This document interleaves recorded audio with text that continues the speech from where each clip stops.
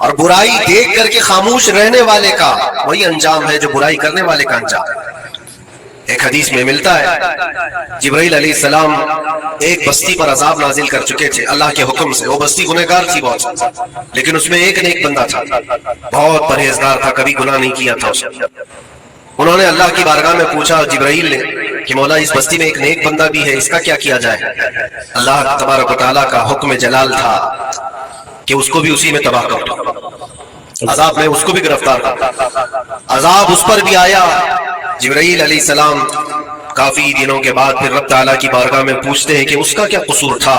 وہ تو تیرا عبادت گزار بندہ تھا، نیکوکار تھا، گنہگاروں پر عذاب آیا، لیکن اس پر کیوں آیا؟ اللہ نے فرمایا وہ نیک تو تھا لیکن اس کی آنکھوں کے سامنے برائیاں ہوتی تو اس کو کچھ فرق نہیں پڑتا تھا، یہ دیکھتا اور خاموش رہ جاتا تھا۔ تو گناہ کرنے والوں کا اور برائیوں کا اڈا سجانے والوں کا جو انجام ہے وہ دیکھ کر خاموش رضامندی رکھنے والوں کا بھی وہی انجام ہوگا۔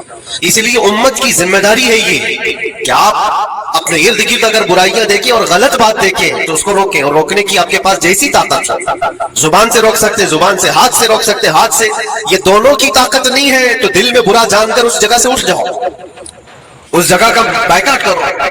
برادران ملت اسلامی، السلام علیکم ورحمۃ اللہ وبرکاتہ۔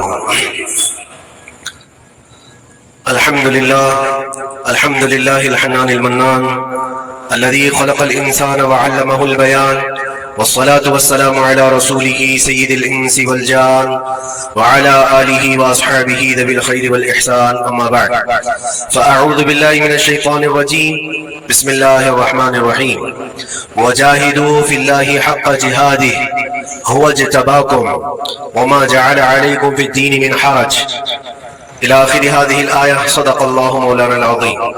بارگاہ رسالت محمد صلی اللہ علیہ وسلم میں درود پاک کا ہدیہ پیش کریں۔ اللهم صل على سيدنا ومولانا محمد معدن الجود والكرم وآله وأصحابه الكرام وابنه الكريم وبارك وسلم صلاة دائمة سرمدا أبدا۔ گفتگو کے آغاز سے پہلے میں ایک ضروری بات آپ کے سامنے پیش کر دوں۔ مسجدیں اللہ کی عبادت کے لیے ہوتی ہیں، یہاں پر تعظیم کے لیے کھڑے ہونا جس وقت میں آ رہا ہوں یہ میں بالکل مناسب نہیں سمجھتا۔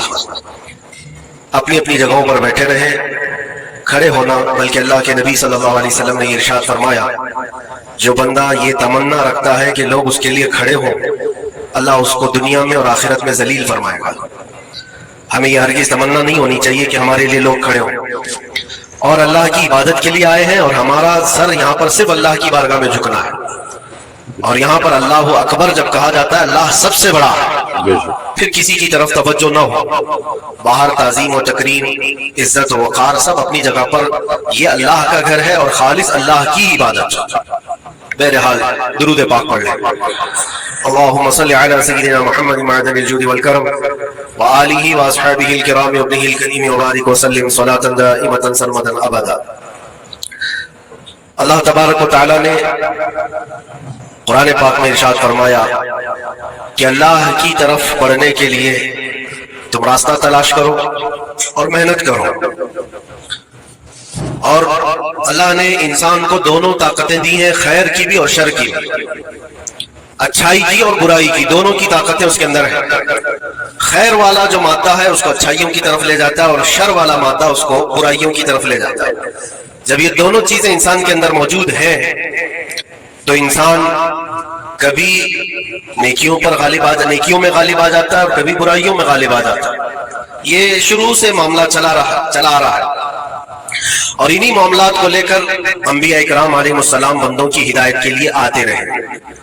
اللہ تبارک و تعالیٰ نے بندوں کو یوں ہی نہیں چھوڑ دیا بلکہ اپنے پیغمبروں کو بھیجا، اور خیر اور شر کے درمیان تمیز سکھانے کے لیے انبیاء آتے تھے، یہی بتانے کے لیے کہ تم جس راستے پر چل رہے ہو اگر یہ غلط ہے تو غلط اور صحیح ہے تو صحیح۔ اور آخر نبی ہمارے آقا محمد صلی اللہ تعالیٰ علیہ وسلم کے بعد پھر یہ کام امت کے علماء اولیاء انجام دیتے رہے۔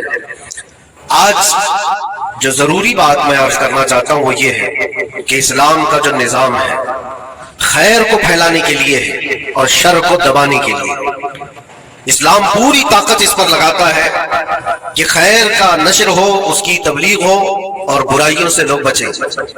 اور آپ کو پتا ہے اللہ تعالیٰ نے ہمارا لقب قرآن میں کیا بیان فرمایا؟ کنتم خیر امت، تم خیر امت ہو، یعنی بہترین امت ہو، اخرجت للناس، لوگوں میں اللہ نے تم کو سب سے بہترین امت بنایا. لیکن وجہ کیا ہے؟ کس وجہ سے تمہیں خیر امت کہا گیا؟ آگے خود اللہ تعالیٰ قرآن میں فرماتا ہے کنتم خیر امت اخرجت للناس تأمرون بالمعروف وتنہون عن المنکر، تم لوگوں کو اچھائی کا حکم دیتے ہو اور برائیوں سے روکتے ہو. یہ ہمارا خاصہ ہے، یہ ہماری اسپیشلٹی ہے. اچھائیوں کی تعلیم دینا، اس کی ترغیب دینا، اس کی تبلیغ کرنا، اس کو پھیلانا، یہ اسلام کا نظام ہے. اور برائیوں سے روکنا، یہ اسلام کا نظام ہے. اور خیر امت ہونے کے سبب آپ کو یہ کام کرنا ہی ہوگا.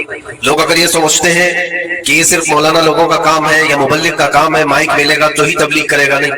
ہر مسلمان کی ذمہ داری ہے کہ وہ خیر کو اپنی طاقت کے مطابق لوگوں میں پھیلائے، اور برائی دیکھے تو اس کو روکے. اور برائی دیکھ کر کے خاموش رہنے والے کا وہی انجام ہے جو برائی کرنے والے کا انجام. ایک حدیث میں ملتا ہے جبرائیل علیہ السلام ایک بستی پر عذاب نازل کر چکے تھے اللہ کے حکم سے. وہ بستی گنہگار تھی بہت، لیکن اس میں ایک نیک بندہ تھا، بہت پرہیزگار تھا، کبھی گناہ نہیں کیا تھا. انہوں نے اللہ کی بارگاہ میں پوچھا جبرائیل نے کہ مولا اس بستی میں ایک نیک بندہ بھی ہے، اس کا کیا جائے؟ اللہ تبارک و تعالیٰ کا حکم جلال تھا کہ اس کو بھی اسی میں تباہ کر دو، عذاب میں اس کو بھی گرفتار کر. عذاب اس پر بھی آیا. جبرائیل علیہ السلام کافی دنوں کے بعد پھر رب تعالیٰ کی بارگاہ میں پوچھتے ہیں کہ اس کا کیا قصور تھا؟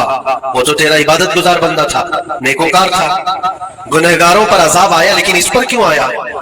اللہ نے فرمایا وہ نیک تو تھا، لیکن اس کی آنکھوں کے سامنے برائیاں ہوتی تو اس کو کچھ فرق نہیں پڑتا تھا، یہ دیکھتا اور خاموش رہ جاتا تھا.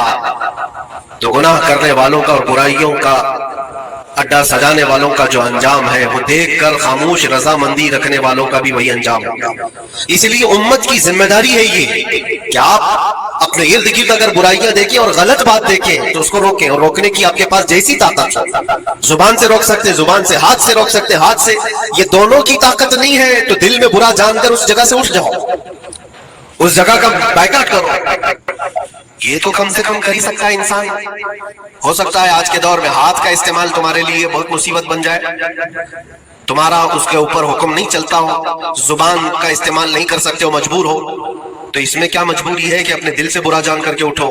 اور یہ بھی نہیں کرتا تو سمجھ لو کہ ایمان کا آخری حصہ بھی اس کے دل سے چلا گیا.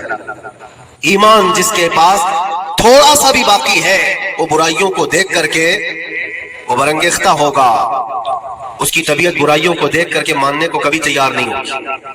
اس لیے خیر امت کا جو سٹیٹس ہے اس کو مینٹین کرنا ضروری ہے. یہی تو بات ہے میرے عزیزو. ہزار طرح کی مصیبتیں آئیں ہم پر، لیکن ہم اس مشن کو نہیں چھوڑ سکتے جو ہمارے ایمان کا حصہ ہے، جو ہمارے ایمان کا حصہ ہے. ہمیں جو برائی نظر آئے گی اس پر بولنا ہم پر واجب ہے، اور اس پر بھی خاموش اور مصلحت کی اور حکمت کی بات کر کے اس کے بہانے سے گوشہ نشین ہو جانا یہ امت کی ذمہ داری نہیں ہے. یہ تو راستہ تلاش کرنے اور بہانے کی بنانے کی ذمہ ایک سوچ ہے.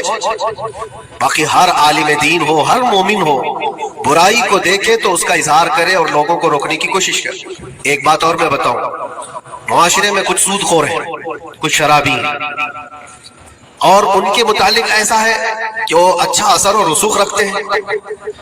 ہمارے علاقے میں ایک مرتبہ ایسا ہوا تھا کہ مجھے ایک جگہ تقریر کے لیے بلایا گیا اور کہا گیا پہلے ہی سے کہ یہاں پر سود کا کاروبار زیادہ چلتا ہے، آپ اس پر برائے کرم کچھ نہ بولیں.